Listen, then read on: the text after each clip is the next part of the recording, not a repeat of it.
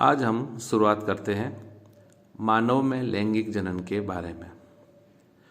तो मानव के बारे में ये कहा जाता है कि मानव एक लिंगी प्राणी है।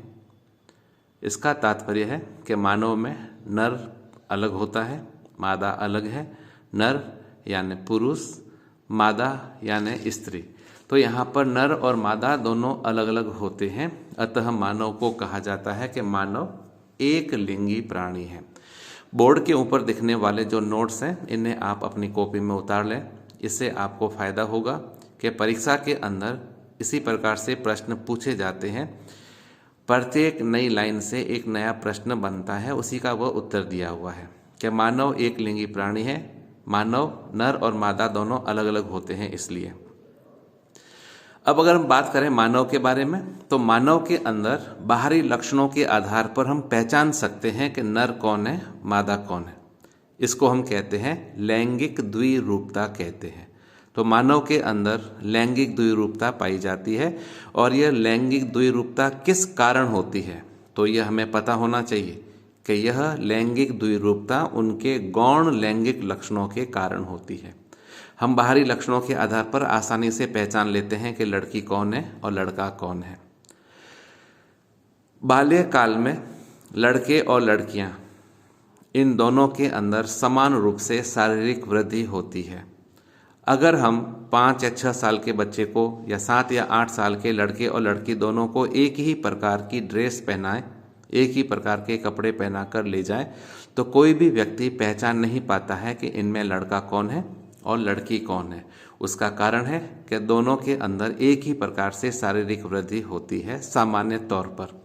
लेकिन बच्चा जैसे जैसे बड़ा होता है, बच्चा किशोरावस्था में आता है, बच्चा 10 से 12 वर्ष की उम्र के पश्चात उस बच्चे के अंदर यानी किशोरावस्था के दौरान उन दोनों के शरीर के अंदर परिवर्तन होना प्रारंभ होते हैं। यह परिवर्तन उनके शारीरिक रूप से होते हैं, उनके संवेदना के अंदर भी आते हैं।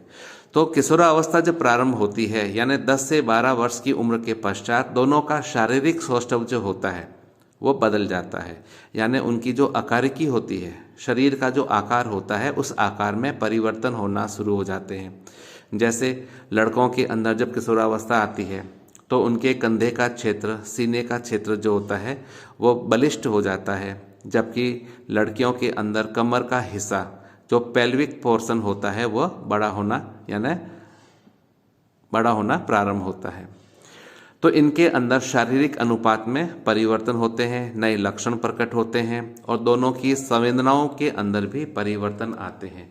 संवेदनाओं के अंदर परिवर्तन यानी वे संवेदना, या हम बात कहें कि इमोशनल रूप से भी उनके अंदर बहुत सारे परिवर्तन होते हैं। किशोरावस्था जब प्रारंभ होती है तो एग्जाम में प्रश्न आता है कि ऐसे कौन कौन से लक्षण होते हैं जो लड़के और लड़कियों के अंदर समान होते हैं। तो वो है पैर, हाथ और चेहरे पर महीन रोम का आना। महीन रोम यानी पतले पतले बाल बनते हैं, जो लड़कों के अंदर बाद में परिपक्व हो जाते हैं, तो लड़कियों के अंदर झड़ भी जाते हैं। दूसरी बात करें हम लोग, तो कांख व झांगों के मध्य जननांगी क्षेत्र में बालों का उगना प्रारंभ हो जाता है, यानी बगलों के अंदर बाल उगना शुरू होते हैं। इसी प्रकार से जहाँ पर हमारे जननी क्षेत्र है, जहाँ पर हमारे जननांग है, तो इन जननांगों के आसपास की त्वचा में बाल उगना शुरू हो जाते हैं, और यहाँ का कलर भी चेंज हो जाता है। नेक्स्ट जो आता है वह है त्वचा का तेलीय हो जाना। यानी जब यौनावस्था प्रारंभ होती है, किशोरावस्था आती है, तो त्वचा तेलीय हो जाती है। इस कारण से चेहरे पर मुहासों का निकलना प्रारंभ हो जाता है। तो यौनारंभ के समय चेहरे पर मुहासे बनते हैं, और सबसे महत्वपूर्ण बात आती है कि स्वयं और अन्य के प्रति अधिक सजगता उत्पन्न होती है। बच्चा जब मैच्योर हो रहा होता है, किशोरावस्था में आता है, तो सबने देखा होगा कि वह कांच की ओर आकर्षित होता है, बार बार अपना चेहरा देखता है, अपने बालों को संवारता है, तो वह स्वयं के प्रति और अन्य के प्रति अधिक सजग हो जाता है। तो ये कुछ ऐसे लक्षण हैं जो किशोरावस्था के दौरान लड़के और लड़कियों दोनों के अंदर समान रूप से प्रकट होते हैं। लेकिन कुछ ऐसे विशिष्ट लक्षण होते हैं जो लड़के और लड़कियों के अंदर बिल्कुल भिन्न होते हैं। तो वे लक्षण होते हैं गौण लैंगिक लक्षण। और गौण लैंगिक लक्षण जो होते हैं कौन कौन से हैं, तो वो होते हैं अलग अलग प्रकार के। पहले हैं लड़कियों में और फिर हम पढ़ेंगे लड़कों में। और इन गौण लैंगिक लक्षणों को प्रकट करने में सहायता करते हैं हमारे जनन हार्मोन यानी सेक्स हार्मोन। सबसे पहली बात आती है कि लड़कियों में गौण लैंगिक लक्षण कौन कौन से होते हैं, तो है आवाज का पतला होना, हाथ और पैर और शरीर पर बालों का कम होना, यानी लड़कियों के सीने पर, पेट पर, पीठ पर बाल नहीं आते हैं। इसी प्रकार से लड़कियों के अंदर चेहरे पर दाढ़ी मूछ नहीं आती है। स्तनों के आकार में वृद्धि होना प्रारंभ हो जाती है, क्योंकि मैच्योरेशन आने पर जब ये लड़की माँ बनेगी तो अपने बच्चे को पोषण प्रदान करना है। अतः स्तनों के आकार में वृद्धि होती है। और स्तनों की त्वचा का गहरा होना, यानी स्तनाग्र की त्वचा का गहरा होना, यानी जहाँ पर निपल्स होते हैं तो वह त्वचा गहरे रंग की हो जाती है। और सबसे महत्वपूर्ण परिवर्तन होता है वह है ऋतुस्राव का प्रारंभ होना, यानी एक निश्चित अवधि के दौरान लड़कियों के शरीर से रक्त का स्राव होना। यह रक्त का स्राव होना जब पहली बार प्रारंभ होता है तो इसे कहा जाता है मोनार्क यानी रजोदर्शन कहते हैं। यह याद रखना है।